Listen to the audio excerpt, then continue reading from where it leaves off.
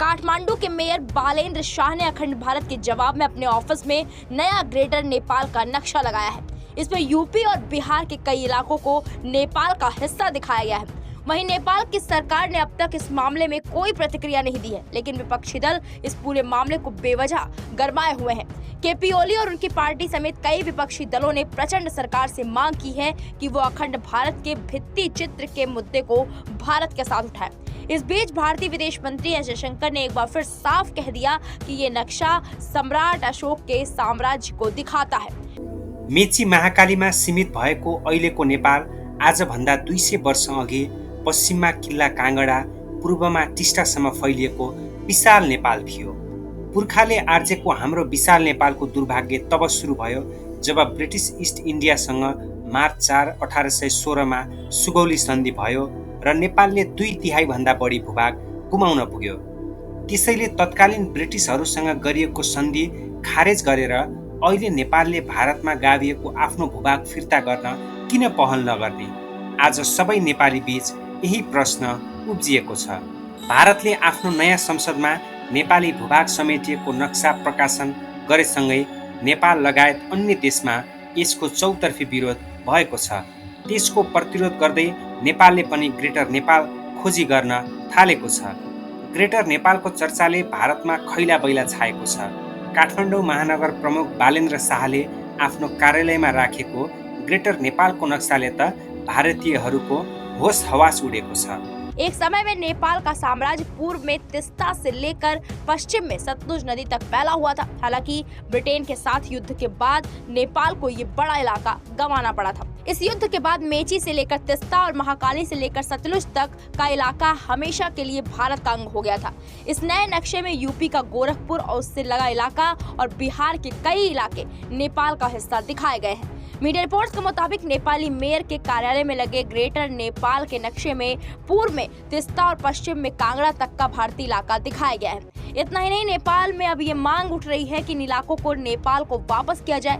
भारत समर्थक कही जाने वाली नेपाली कांग्रेस पार्टी के नेता गगन थापा ने कहा, नेपाल सरकार को आधिकारिक रूप से ग्रेटर नेपाल का नक्शा प्रकाशित करना चाहिए। अगर एक देश सांस्कृतिक नक्शा प्रकाशित करता है और आगे बढ़ता है तो नेपाल को भी ग्रेटर नेपाल का नक्शा प्रकाशित करने का अधिकार है। अगर नेपाल नया नक्शा प्रकाशित करता है तो भारत को इस पर आपत्ति नहीं जताना चाहिए। इसकी बजाय भारत को इसे स्वीकार करना चाहिए।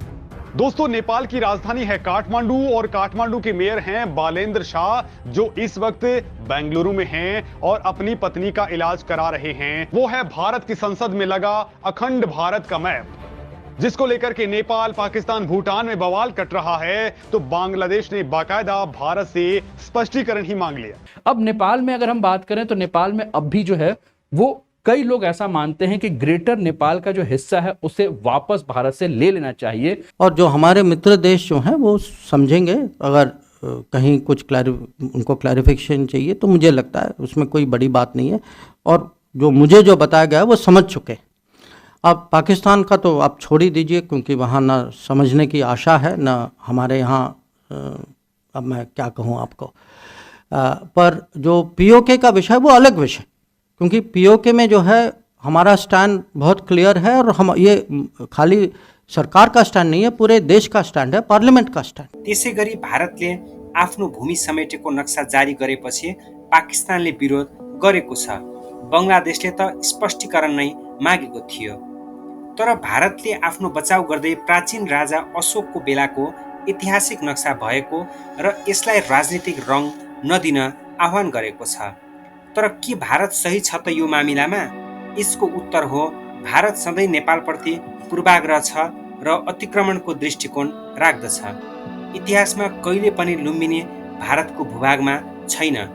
यसको पुष्टि विभिन्न दस्तावेजले गर्दछ। लिम्पियाधुरा, कालापानी र लिपुलेखको गुमेको नेपाली भूमि फिर्ता ल्याउने आवाज विशाल रूपमा उठिरहेको बेला भारतका एक वरिष्ठ पत्रकार एवं विज्ञले पश्चिममा काँगडा र पूर्वमा टिस्टासम्मको नेपाली भूभाग ग्रेटर नेपाल सार्थक र सम्भव हुने आधार प्रस्तुत गरेका छन्। नेपालमा पनि थुप्रै दस्तावेज छन् जसले ग्रेटर नेपालमा समेटिएको भूभाग नेपालले दाबी गर्न सक्छ। ग्रेटर नेपालको अभियन्ता फणीन्द्र नेपालले के भन्छन् त सुन्नुहोस्। कुनै चाहिँ कोशीदेखि गण्डकीदेखि चाहिँ कोशीसम्मको तराई झुन्डिएको देखेको त्यस्तो प्रकारका नक्साहरू हामी पाउँछौँ। आधिकारिक कुन हो? होइन, आधिकारिक कुनै पनि होइन। ग्रेटर नेपालको कोही पनि होइन, कुनै पनि होइन। किनभने यो नै आधिकारिक नक्सा हो भन्ने कुरा कहीँ पनि उल्लेख छैन। किनभने एउटा भन्दा अर्को फरक छ। किन फरक भयो त भनेपछि नेपाल बढ्दै गयो, कहाँसम्म टेक्यो, कुनै ब्रिटिसले त्यहाँसम्मको बनाइदियो। नेपाल घट्दै गयो फेरि घटाइदियो। होइन, 1806 मा टिस्टा सतलज थियो, त्यसलाई देखाइदियो। अलिक पछि मेची मागालीमा सीमित भयो। अनि त्यो विशाल नेपालको नक्साभित्र फेरि मेची मागालीको नेपाल पनि भर्खरसम्म त त्यो हाम्रो चुच्चे हराएको थियो। चुच्चे पनि हराएको थियो हाम्रो। बल्ल चाहिँ 77 सालमा हामीले पायौँ। 1 अरब 40 करोड इन्डियनहरूमध्ये एक हुन्। म तिनीहरूमध्ये कोहीसँग पनि हारेको छु भने म आत्मदाह गर्छु, पेट्रोल माथिबाट टाउकोबाट पेट्रोल खनाएर भनेको छु मैले। एकजना आओस्, उनीहरूसँग एउटै मात्रै प्रमाण छ, बेलायतीहरूले शासन गरेको जमिनमा शासन गरिरहेको छौँ भन्छन्। त्यो कुरोलाई हामी मान्छौँ। त्यो त बेलायत उपनिवेशवादी शक्ति हो, ऊ आफै छोडेर गइसक्यो। अनि उसले चाहिँ हामीलाई जो दिनुपर्ने जमिन कब्जा गरेर अनि हाम्रो भन्ने। अहिले चाहिँ बेला बेलामा सुनिन्छ त्यो हाम्रो चाहिँ यो ग्रेटर नेपालको नक्सा बालेन शाहले राखेपछि अनि उनीहरूले राखेको चाहिँ अशोकको चाहिँ साम्राज्य देखाएको रे। अनि हामीले पनि पृथ्वीनारायण शाह र बहादुर शाहको साम्राज्य देखाएको। चुच्चे नक्सा पनि अवैध हो। मैले त मलाई अघि भनिसकेँ, चुच्चे नक्सा अवैध हो। खालि हामीले स्वागत गरेको मोदीकोलाई झापड हानेको हुनाले। बालेनले 1950 को सन्धिलाई पालना गरे। उनले त 1950 सन्धिको पालना गरे। यिनीहरूले त्यो गरेनन्। यिनीहरूले त्यसको पालना गरेनन्। जसले ग्रेटर नेपालको हामीले पेश गरेको नक्सा वैध नक्सा हो।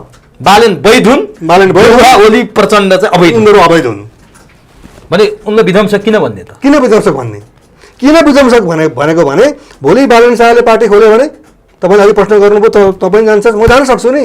भोलि चाहिँ ग्रेटर नेपालको मुद्दालाई चाहिँ उनले नै लिएर जाने भए भने म रोएर हुन्छ? नेता मान्न सक्नुहुन्छ यहाँ? सक्छु म। तर तपाईँले संयुक्त राष्ट्रसङ्घमा गएर विरोध गर्दैमा बालेन शाहले यहाँ चाहिँ ग्रेटर नेपालको नक्सा झुन्डाउँदैमा फर्किन्छ त ग्रेटर नेपाल? फर्किँदैन, यहाँले स्वीकार्नुहुन्छ? फर्किँदैन। तपाईँले त्यो युएनको अगाडि गएर किन गर्नु पर्यो विरोध? बालेनले किन झुन्डाउनु पर्यो त्यसो भए?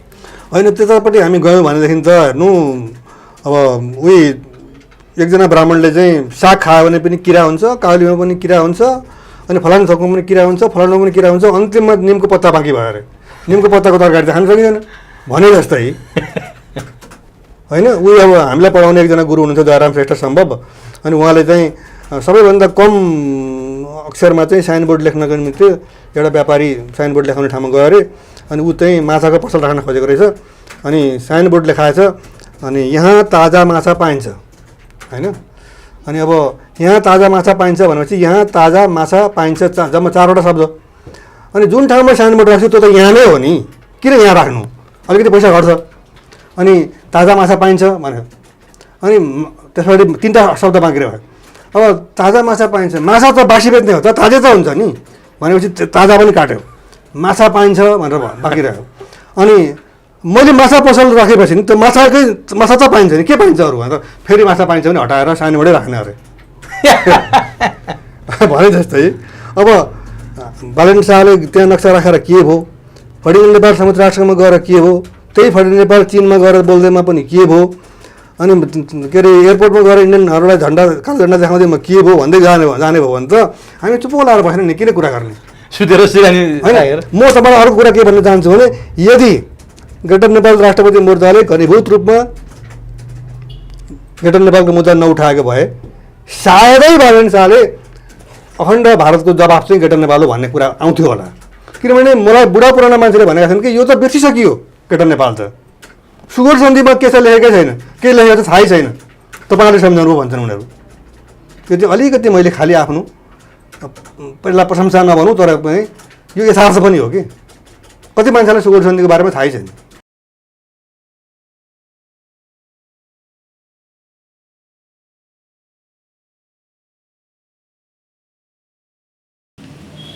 वर्ष अघि पश्चिममा किल्ला काँगडा, पूर्वमा टिस्टासम्म फैलिएको विशाल नेपाल थियो।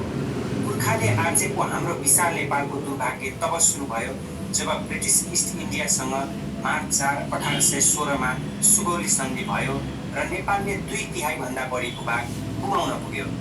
त्यसैले तत्कालीन ब्रिटिसहरूसँग गरिएको सन्धि खारेज गरेर अहिले नेपालले भारतमा गाडिएको आफ्नो भूभाग फिर्ता गर्न किन पहल नगर्ने? आज सबै नेपाली बीच यही प्रश्न उब्जिएको छ। भारतले आफ्नो नयाँ संसदमा नेपाली भूभाग समेटिएको नक्सा प्रकाशन गरेसँगै नेपाल लगायत अन्य देशमा यसको चौतर्फी विरोध भएको छ। त्यसको प्रतिरोध गर्दै नेपालले पनि ग्रेटर नेपाल खोजी गर्न थालेको छ। ग्रेटर नेपालको चर्चाले भारतमा खैला बैला छाएको छ।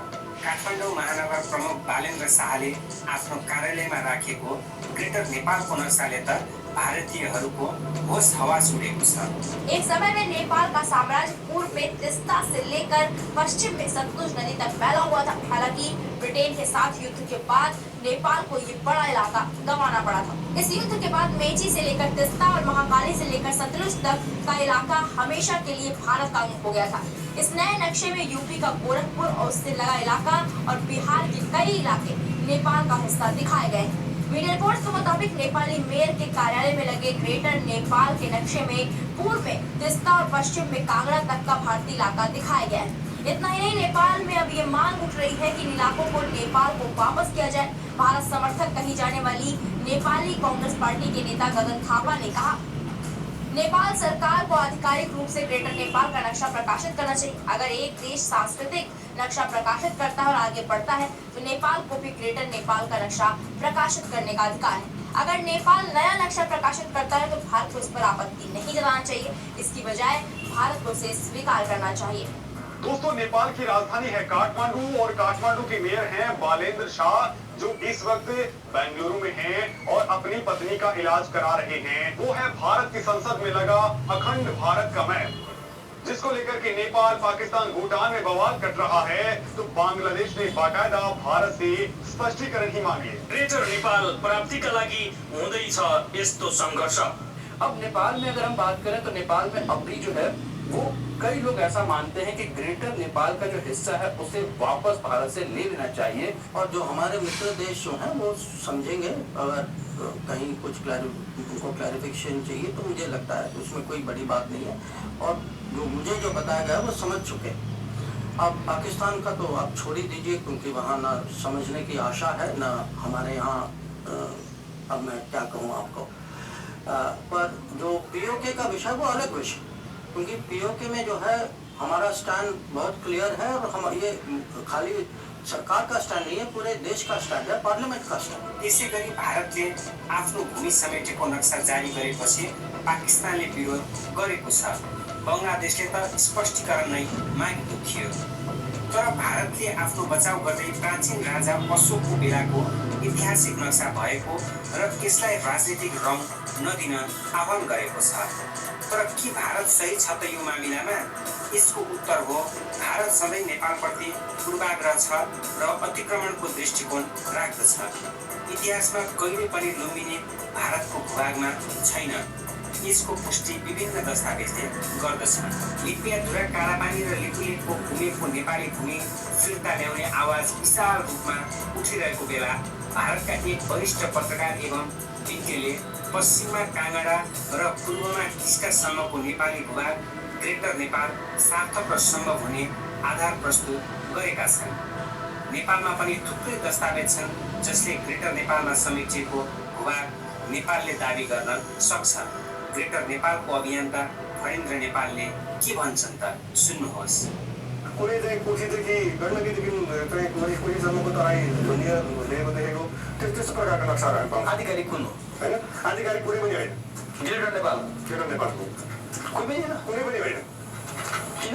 किनभने यो नै आधिकारिक नक्सा हो भन्ने कुरा कहीँ पनि उल्लेख छैन। किनभने एउटा भन्दा अर्को फरक छ। किन फरक भयो त भनेपछि नेपाल बढ्दै गयो, कहाँसम्म टेक्यो, कुनै ब्रिटिसले त्यहाँसम्मको बनाइदियो। नेपाल घट्दै गयो फेरि घटाइदियो होइन। 1806 मा टिस्टा खर्च थियो, त्यसलाई देखाइदियो। अलिक पछि मेची बङ्गालीमा सिपिल हो, अनि विशाल